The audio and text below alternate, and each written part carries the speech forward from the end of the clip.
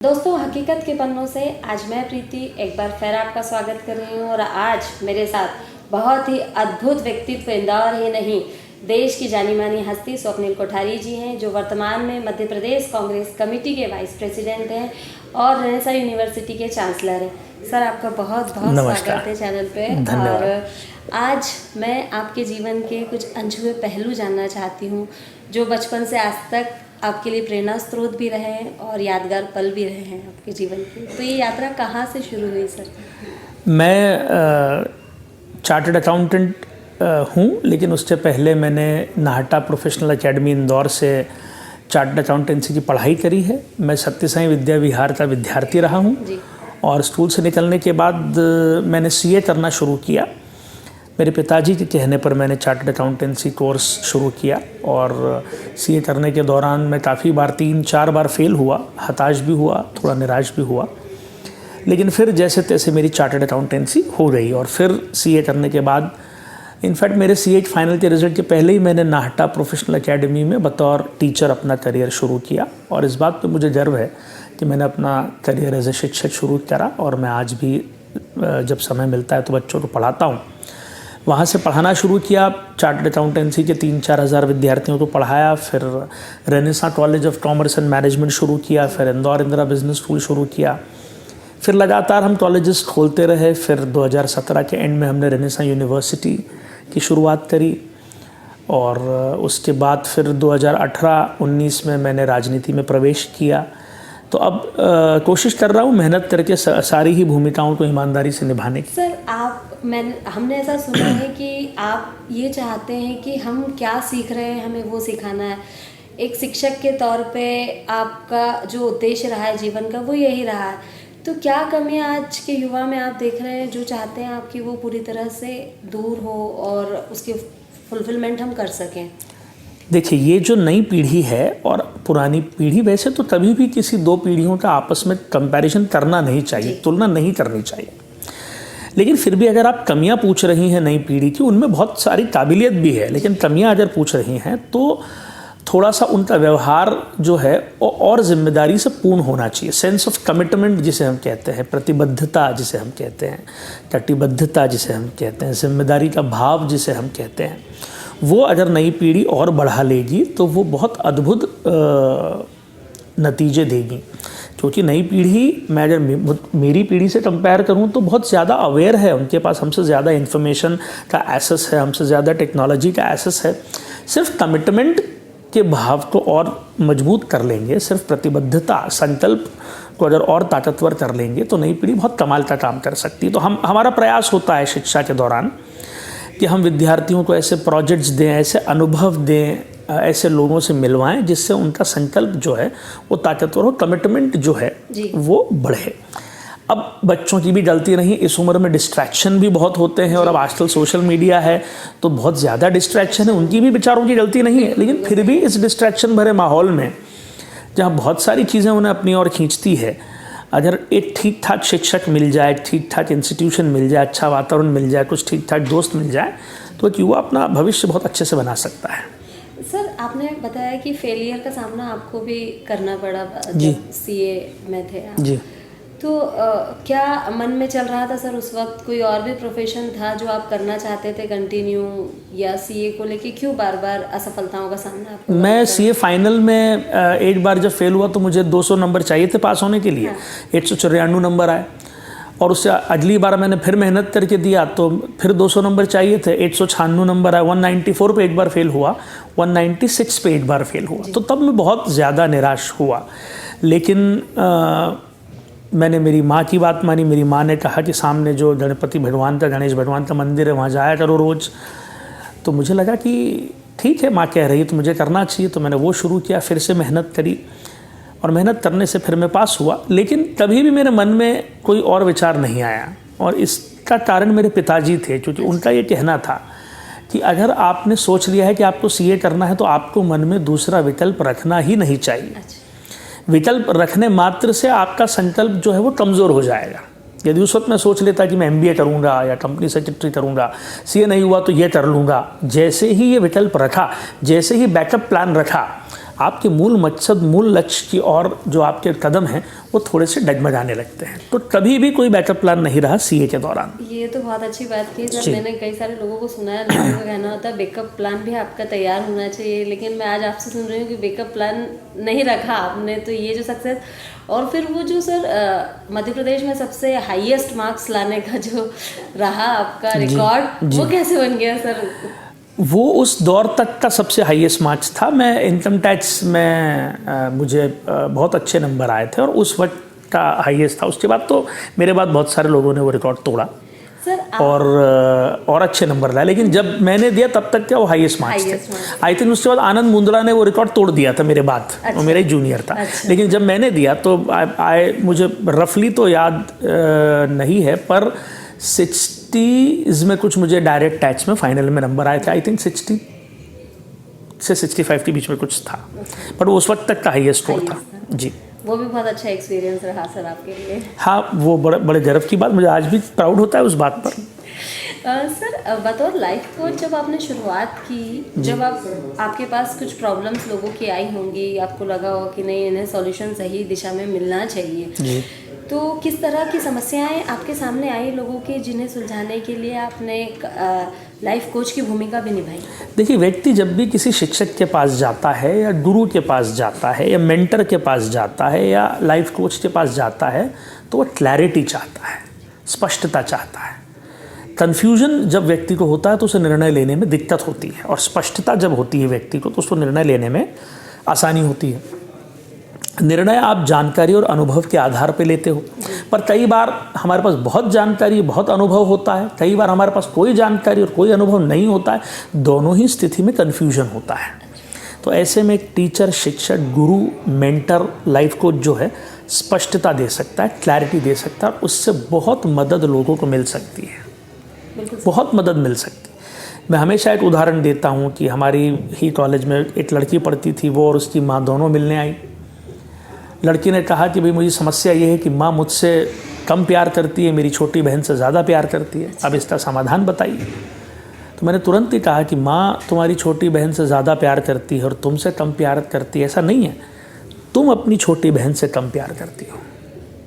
अगर वो तुम्हारी छोटी बहन है और तुम उससे प्यार करोगी तो तुम्हारे मन में विचार ही नहीं आ सकता। अगर ये तुलना का प्रश्न आ रहा है मन में, तुलना का विचार आ रहा है, यानी तुम्हें अपनी छोटी बहन से कम प्यार है। माँ तो दोनों बच्चों से बराबर ही प्यार करती है और नेचुरल होता है, छोटा होता है, उसकी केयर ज़्यादा होती है।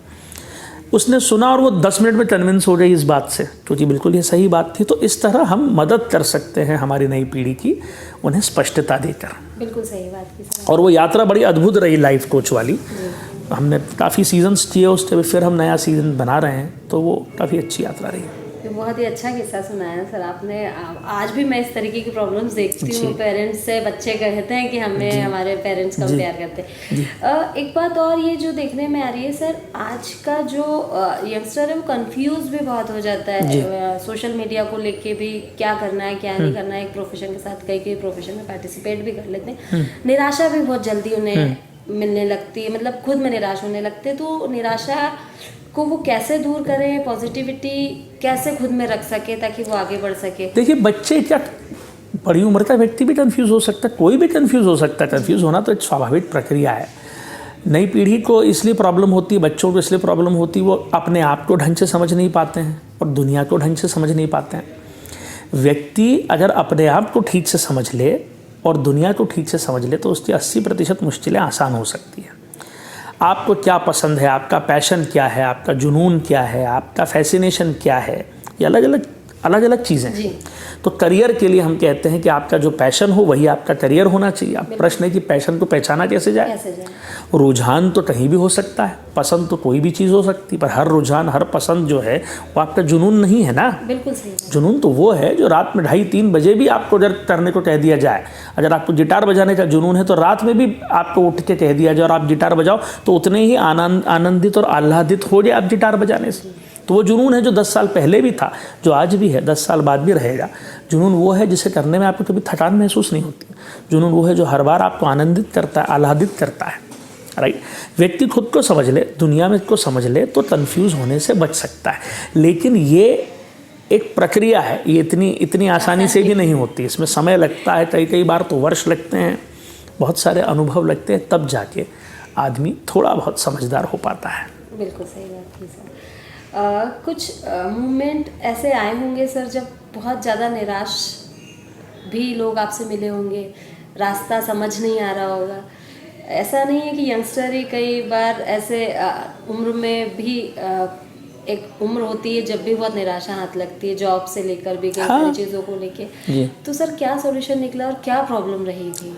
तरह तरह के लोग आते हैं, तरह तरह की उनकी समस्याएं होती है। तो मेरी कोशिश होती है कि हमेशा जो सही बात हो वो स्पष्ट रूप से व्यक्ति को कहा जाए। जैसे एक लड़का आया था हमारे पास, कहने लगा कि भाई मेरी बीवी बहुत अच्छे परिवार से है, मैंने 2-4 यहाँ पर प्रयास किए बिज़नेस करने के, नौकरी करने के, कुछ सफलता नहीं मिली।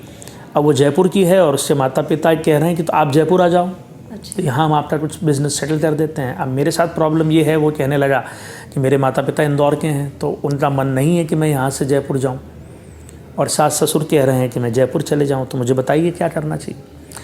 तो मैंने उसे कहा कि भाई देखिए, ये तो ठीक दिशा में आप विचार नहीं कर रहे हैं। आप अगर बिज़नेस ठीक से नहीं कर पा रहे हैं, नौकरी ठीक से नहीं कर पा रहे हैं, तो आप में कुछ व्यवहारगत स्वभावगत दोष होंगे, आपकी अप्रोच में, रणनीति में, सोच में, समझ में कुछ फॉल्ट होगा। उसे पहचानिए, उसे दूर कीजिए। ये तो पलायन हुआ जी। और अगर बीवी भी समझा रही है कि आप तुम्हें ये सब छोड़कर जयपुर चलना चाहिए, तो ये भी गलत है, क्योंकि आपकी जिम्मेदारी जितनी आपकी बीवी के माता पिता के प्रति है, उतनी की उतनी अपने माता पिता के प्रति भी तो है। तो उन्हें छोड़कर आप जयपुर जाने पर विचार कैसे कर सकते हैं? तो गलत बात है। तो मैं कोशिश करता हूँ कि जो सच है, जो सही बात है, वो कही जाए। बिल्कुल सही जी। सर, कांग्रेस ज्वाइन करने के पीछे कोई खास कारण रहा आपका? मेरी दादी जी कांग्रेस की कार्यकर्ता थी, बड़ी सक्रिय कार्यकर्ता थी। इंदिरा जी से नज़दीकी उनकी थी, इंदिरा जी उन्हें नाम से जानती थी और वो बहुत प्रेरित थी इंदिरा जी से। तो बचपन से ही कांग्रेस की विचारधारा के बारे में हमें बताया गया और मैं कन्विंस हूँ कांग्रेस की विचारधारा से पूरी तरह से, इसलिए मैंने कांग्रेस ज्वाइन करी। इस देश में 2 ही विचारधाराएं हैं जी।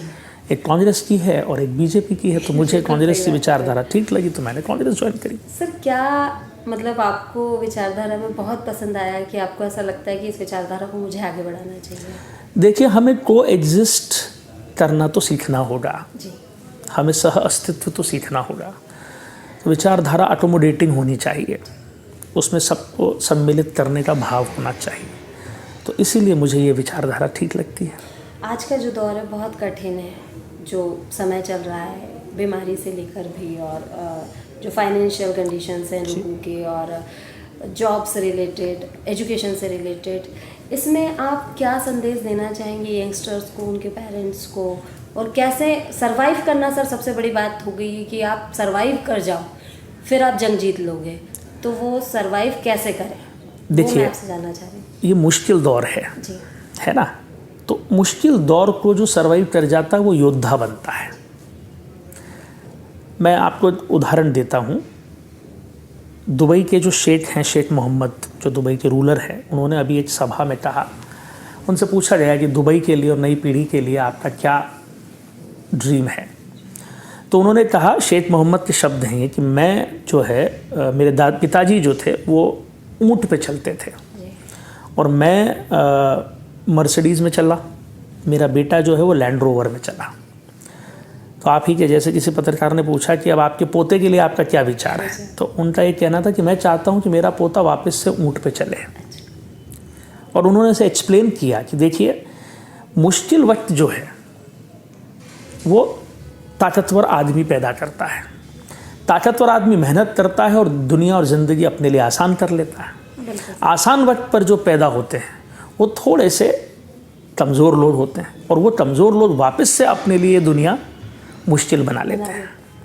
तो मैं इसी चीज़ को कोरिलेट करते हुए कह रहा हूँ कि ये फिर से बहुत मुश्किल दौर है। कोरोना की पहली लहर, कोरोना की दूसरी लहर, कोरोना की तीसरी लहर, हमने अपनों को खोया, बिजनेस कामकाज सब प्रभावित हो रहा है, वित्तीय स्थितियाँ लोगों की ऊपर नीचे हो रही है। मुश्किल दौर है जी। इस मुश्किल दौर का एक नतीजा ये होगा, एक सुखद नतीजा ये होगा कि बहुत सारे योद्धा पैदा होंगे। किसी ने अपने पिता को खो दिया तो आसान नहीं पिता को खोना। बिना पिता के जब वो बड़ा होगा तो वो एक अलग किस्म का योद्धा होगा। किसी ने अपनी माँ को खो दिया, किसी का बिजनेस कोलैप्स हो गया, स्ट्रगल करके अब वो जब वापस अपने बिजनेस को री एस्टेब्लिश करेगा तो वो योद्धा बनेगा। कोई ढंग से पढ़ाई नहीं कर पाया, कोई ढंग से कोचिंग नहीं कर पाया, किसी की नौकरी छूट गई क्योंकि वो सबसे कमज़ोर परफॉर्मर था, वो अपने आप को विकसित करेगा, फिर से नौकरी करेगा, राइट। तो ये मुश्किल दौर बहुत सारे नए योद्धा पैदा करेगा।